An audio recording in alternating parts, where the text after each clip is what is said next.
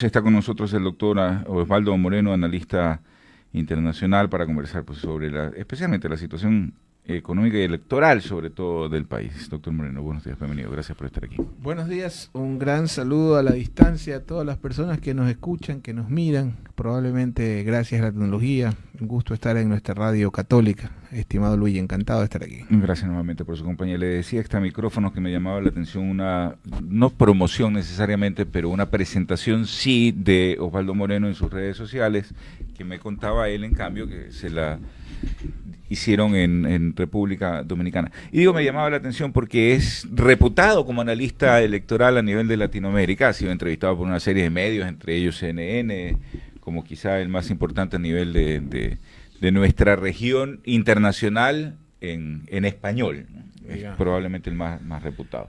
Gracias. Y en ese sentido, pues entonces su voz tiene alguna autoridad en materia electoral, doctor Moreno. Así que le preguntamos, ¿cómo ve el panorama electoral en nuestro país? Bueno, solo una pequeña acotación. Le agradezco por sus palabras. Yo pienso que nosotros debemos atender a los medios de comunicación, porque tiene que haber no una convivencia, que creo que ese es el gran error, sino una coexistencia permanente. Y yo tiendo a radios comunitarias indígenas, a estudiantes cuando me graban, porque algunos me mandan, imagínense, me parece tan informal hoy día la juventud, ¿no? Me envían cuestionarios de 20 preguntas, respóndeme esto, por favor. Y grábese. Terrible, ¿no? Que le hagan todo el trabajo. Sí, es terrible, pero bueno, ¿no? Somos otras generaciones. He atendido radios comunitarias Montubias, Radio Santiago, CNN, New York Times, RT, pero ha sido a lo largo, y no es de ahora, usted me conoce muchos años, esto lleva casi 15 años de actividad, y bueno, creo que hay que continuar en esa línea. Solo quiero hacer también un paréntesis de una conversación que tuvimos hace tiempo, que usted me pidió un dato exacto, van 6.000 falsos positivos oficiales en Colombia. Recientemente descubrieron una fosa, creo que con 6.000, 50. 6.000, rapidito para entrar a Ecuador. ¿Qué son los falsos positivos? Una medida administrativa del presidente de la República en su momento, Álvaro Uribe, ejecutado por su ministro de Defensa, Juan Manuel Santos, daba recompensas a los militares por cada guerrillero caído en combate, digamos, por cada baja. ¿Qué hacían algunos? No todos los militares, cuidado, porque esos militares también pelearon en Tarqui con nosotros. ¿Qué hacían algunos militares? Reclutaban, porque mire, la guerra en Colombia es una guerra miserable y desigual, donde los grandes perdedores han sido los sectores rurales. Y usted que es un investigador lo sabe, generalmente la gente de Cali, de Bogotá, no tiene idea de qué se trata, ¿no es cierto? Como nosotros en las ciudades. Entonces reclutaban en las campiñas a gente para obras de albañiles, plomería, etcétera, y cuando habían 150 personas, las acribillaban y las disfrazaban de guerrilleros y los daban como va. Así van 6.000. Y eso no le estoy hablando de la guerra civil del siglo XIX, eso reciencito, aquícito. Creo que son temas que hay que reflexionar. Sí. A ver, pero quedémonos en el punto, porque es interesante de todas maneras. Ahí la responsabilidad, usted va a decir, también le cabe a los medios de comunicación, porque lo dijo la ocasión anterior en que conversamos, que daban paso a ese tipo de informaciones surgidas desde el gobierno. Y no es que quiera hacer una defensa de los medios, pero me parece que los medios tradicionales en nuestros países no han entendido su nuevo rol, y usted como analista electoral me imagino que tiene clara la función que en este momento tienen esos medios. Digo, no han entendido su rol porque pretenden presentar las noticias en lugar de la interpretación de la noticia, como lo hacían hace 15 o 20 años atrás. Es complejo, ¿no? Y creo que son inducidos muchas veces al error.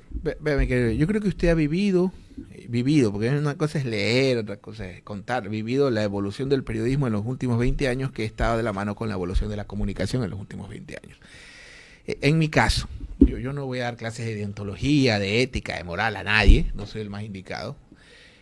Mi abuelo era periodista, Solón Ramírez Pérez, fue el director de la revista Visión hasta que se murió. En su momento la Visión era como la CNN de la lectura. Mi hermana es periodista, Maricela Moreno, un abrazo muy querido a mi hermana amada, y no soy quien para dar lecciones al periodismo. Lo que sí puedo al menos ver desde mi orilla es que muchos colegas suyos, y no sé, con todo respeto, tal vez cuando en otro momento muchos han optado o han confundido o están más preocupados de ser influencers que ser periodistas. Estoy de acuerdo. Y eso obviamente genera una serie de acciones, ¿no? Pero bueno, también hay muchas... Pero encontraron un negocio, porque además monetizan esa influencia en redes sociales. Totalmente. Pero también hay que decir cosas interesantes que creo que vale la pena. La prensa fue la que denunció todas las atrocidades y los horrores de Pinochet hasta los 90. La prensa fue la que denunció todos los horrores en la Argentina y la prensa fue la que promulgó a Pérez Esquivel como Premio Nobel de la Paz. También, digamos, o sea, no es que ha habido un rol permanentemente, pero yo siempre lo aterrizo a Colombia porque siempre hablamos de Venezuela, que está bien, pero en nuestro vecino inmediato estamos viendo lo que ha pasado, que es una cosa espantosa. Y claro, yo tengo un vínculo especial con Colombia. Mi esposa es colombiana, mi hijo es colombiano, es nacido en Ecuador, pero tiene nacionalidad. Me van a otorgar la nacionalidad, tengo entendido. Espero que el ejército no cambie de opinión. Pero en todo caso, hay un vecino nuestro enorme, que es Colombia, que tiene más habitantes que Argentina, que tiene más plata que Argentina. Generalmente la gente no lo visualiza así, que tiene este tipo de problemas. Pero bueno, retomando su pregunta inicial era el tema electoral en Ecuador. Sí, bueno, va y borrano. Hay dos Ecuador. Nosotros después de las marchas de octubre amanecimos en otro país. Totalmente, yo diría en otro planeta, en otra dimensión. Un país dividido, un país convulsionado, donde creo que hubo no voy a decir ganadores, porque en las guerras nadie gana, dos beneficiados o por lo menos dos actores fundamentales. El gobierno, sin duda, que al final se sostuvo en el poder, mal o bien se sostuvo, y eso fue como una espiral de un hoyo negro que se fue jalando, se jaló a Lasso, a Nebot, al mismo Correa, etcétera, etcétera. Como que el gobierno se terminó sosteniendo. No tenía nada que perder salvo el poder. Porque sí. Credibilidad, popularidad. No, yo creo que ya la popularidad de Moreno no es un tema que les da lo mismo que te rechace el 90 que el 80. O sea, ya ahorita está en un punto de inflexión que no hay retorno en ese sentido. Pero una cosa es la imagen y otra es la gobernabilidad. Y efectivamente, como usted lo plantea, la gobernabilidad es el sostenerse, el mantenerse, digamos, en el cargo. Y en ese contexto el gobierno continúa en el cargo. No sé... Pero no gobierna, ¿o sí gobierna? Bueno, se sostienen con figuras como Sonnenholzer, que me parece un buen tipo. De pronto la historia ojalá hubiera sido más generosa con él, con otro gobierno. Tienes a la ministra Plomo, que la escuchaba el otro día en un meme, María Paula Plomo, pero bueno, una broma, ¿no? Que creo que, al menos yo pienso que después de esa crisis debió ser removida ella, Jarrín, pero bueno, es una decisión de exclusiva competencia del presidente de la República. Pero en todo caso es un gobierno que se ha sostenido y yo el otro día en un medio colega suyo planteaba dos cosas. A mí me da la impresión de que las partes están preparándose para el segundo round y yo no creo que el país aguante un segundo round. O sea, ¿de protestas similares que pretendan veces, derrocar al gobierno? No sé si derrocar al gobierno, porque al final era el decreto y eso estuvo claro el momento que se el decreto. Además, ¿qué rumbo puede cambiar si finalmente no puede ni siquiera tomar una decisión por sí ante sí como debiera a través de decretos ejecutivos, acuerdos ministeriales? No lo puede hacer. Y en la Asamblea tiene una mayoría de lo más frágil, ¿no? Yo soy un admirador profundo, hasta conceptual, del empresariado ecuatoriano, porque finalmente son los que generan 9 de cada 10 empleos, porque es la gente que podría irse a Miami cómodamente y siga, podría ir a Miami, puede irse a Perú, que es más fácil invertir, y siguen creyendo en nuestro país. Y se come rico. Pero, sí, no, Perú sí es muy rico. A ver, a mí me gusta más el cebollado que el ceviche peruano, pero bueno, hay cosas más ricas, ¿no?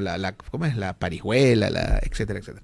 Pero lo que es preocupante, y aquí viene la reflexión hacia el empresariado, es que venimos reclamando la conducción de la economía durante 10 años del correísmo, y cuando tenemos a un afín, o un alfil, no sé cómo sonaría, que es el señor Martínez, el país ya lleva 3 años en recesión. Sí, y esta dinámica comunicacional de que la culpa es de Correa. El argumento se agotó hace rato. Ya, entonces, yo si yo fuera el asesor del gobierno, porque, mire, le pongo otro ejemplo. A mí, a diferencia de muchos, a mí me dio mucha tristeza ver un francés de árbitro entre nosotros, pues volvimos a la época de la colonia cuando el comisionado regio venía para que el tuvimos un francés también de canciller, ¿era? Bueno, el señor Long. El señor Long era un franco, era como un Jaguar. El Jaguar es un avión anglo-francés, sí, es un anglo-francés el señor, ¿no? Pero tuvimos un francés de árbitro, ¿sí? Digamos de árbitro, donde en ese contexto, bueno, me sentí en la época de la colonia cuando venía el comisionado regio a mediar entre los indígenas, digamos, y el virrey. Pero bueno, en todo caso, en esa situación, en eso que vivió el país, a mí me quedó claro de que hay dos cosas que hay que hacer. Primero, pienso que ya el gobierno debe de pensar en la transición. ¿Ya? Ojo, ordenada y como corresponde. Pero 2021. ¿Transición cómo? ¿Sin gobernar, sin tomar decisiones? No, vea, ya a estas alturas yo pienso en una transición ordenada, democrática. Mire, el otro día vi un programa muy interesante. A mí la posta no me gusta mucho, le soy muy sincero, me parece que eso no es periodismo. Pero hay un programa que maneja este señor Vivanco que se llama El Castigo Divino. A veces pone gente que no vale la pena ver, pero a veces me parece una cápsula interesante de historia del siglo XX. Gente como Meller, gente como Rodrigo Borja, Fabián Alarcón, que vale la pena escucharlo. Y Meller, el doctor Meller, al que tengo mucho aprecio, cuando era estudiante de Derecho, creo que hice unas prácticas ahí por muy poco tiempo. El doctor Meller contaba su rol como ministro de gobierno en la última etapa del gobierno de Febres Cordero, que fue muy difícil, claro, con otro contexto, en otro siglo, con otros personajes, pero fue un final muy difícil. Entonces Meller, básicamente lo que Meller contaba era qué es lo que hizo él.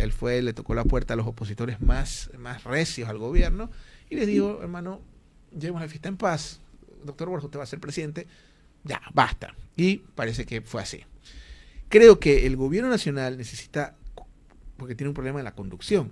Yo reitero, el gobierno no tiene un problema de recursos humanos. Hay gente como Sones Holzer, Gabriel Martínez, que un amigo y me parece un tipo extraordinario, Ontaneda. O sea, recursos humanos no le falta. Tiene un problema gravísimo en la conducción. Entonces, en la conducción política, yo creo que ya deben apuntar a la transición. Ejemplo, donde se me ocurre Vargas y donde los actores políticos dicen, a ver muchachos, tranquilos, vamos a pensar ya en una transición ordenada y si te toca ser presidente de la República lo serás, pero por favor vamos a llevar la fiesta en paz. Creo que esa es la vía, no el segundo round. Y en el caso de los indígenas, que para mí sería el hallazgo o sería el resultado final de este nuevo actor que generó la sociedad. Ese es el segundo ganador, el primero el gobierno, el segundo los indígenas. Vea, lo voy a decir porque al final del camino yo no, eso me decía el otro día un amigo, oye hermano, ten cuidado que nadie te va a contratar, el 90% de mi cartera fuera del país, así que puedo decir cualquier cosa. En casi todas las encuestas, ya amigos encuestadores, que no puedo ser infidente, pero me hago responsable por lo que digo, ya me están diciendo, Osvaldo, no podemos ya publicar el resto del país, solo estamos sacando Guayaquil y Quito, porque si sacamos el resto del país no te imaginas las cosas que nos encontramos. O sea, hoy por hoy, revise usted, las encuestadoras están sacando solo Guayaquil y Quito, porque si sacan la muestra nacional no se imaginan los hallazgos que hay. Hasta antes de octubre, lo voy a decir abiertamente, sin ningún reparo, el correísmo ganaba en primera vuelta. Hasta antes de octubre. Posterior a octubre aparece este delantero no programado, porque Correa comete un error terrible. Yo creo que Correa, que no es ningún tonto, usted puede acusarlo de cualquier cosa, pero tonto no es.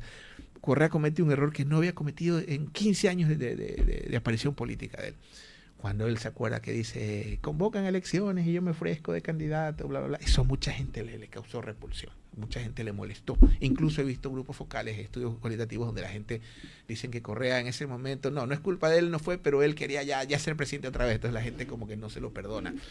En esa convulsión, que el correísmo iba con buen viento, aparece el movimiento indígena. Y en la gran mayoría de estudios de opinión, la opción indígena ya está dentro de las 3 primeras opciones o de las 2 y en algunas primeras, y la opción correísta, es decir, hay 4 opciones que son, lo voy a decir en este orden: el indigenismo, por nuevo, obviamente tienes opción solo de crecer o de disiparte, depende de ellos; el correísmo, obviamente, que es una fuerza que está presente y yo no me entra en la cabeza cuál es el afán de sacar a la Pavón y a Hernández encadenados, pues no, eso es una fábrica de mártires. No entiendo por qué ha sucedido esta situación. Creo que al contrario ha generado un efecto adverso que beneficia al correísmo porque le está generando una fábrica de mártires.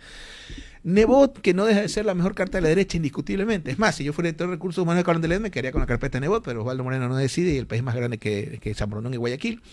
Pero es una opción dubitativa. Es como, ¿se acuerda el Chapulín? Sí lo hago, sí salgo. O sea, todavía no hay contundencia. Y esto no es Guayaquil, con todo respeto, el país no es Guayaquil, donde todo el mundo, alcalde mérito, eres lo máximo, eres lo más grande. No, o sea, el tiempo nos come. Entonces no hay una contundencia en esa opción, sin duda para mí la mejor que tendría la derecha. Y un Lazo, bueno, que es un eterno participante, a veces digo Alvarito 2.0, pero me parece ofensivo, mi mamá me dijo el otro día, ya no digas esas cosas, no las voy a decir, perdón mamá. Pero un Lazo que está presente, no sé a qué se fue a Quito, pero bueno. Pero en todo caso, en resumen, el país está así, ya tenemos indígenas, y ahí viene mi mensaje para los hermanos indígenas. Me preguntaba un colega suyo, lo dije en Televisión Nacional, ¿usted votaría por Vargas? Sí, siempre y cuando se moderen y presenten una alternativa al país que nos dé señales y a las personas que les tienen terror, porque una cosa, usted puede tener un contendor político y lo respeta y no lo vota. Hay mucha gente que les tiene terror. Entonces creo que la CONAIE, si ya es una opción electoral, debe, así como el gobierno debe ya buscar la transición, la CONAIE debe dar señales al país de moderación. Y buscar, hay muchos mestizos brillantes, con todo respeto, gente como usted, gente que profesional, digo, que deberían buscar ese tipo de personas ya para buscar armar un proyecto nacional donde la impronta no sea la calle, no sea el gas lacrimógeno, no sea la piedra, sino una alternativa de gobierno. Y en ese contexto me parece positivo cuando mandaron su propuesta económica, porque por Dios, perdóneme Luigi, pero no puede ser que la economía, que es una ciencia social tan amplia, se resuma en lo que ya 4 economistas liberales. A buena hora que los indígenas han planteado ese debate y ojalá se moderen y sigan por ese rumbo.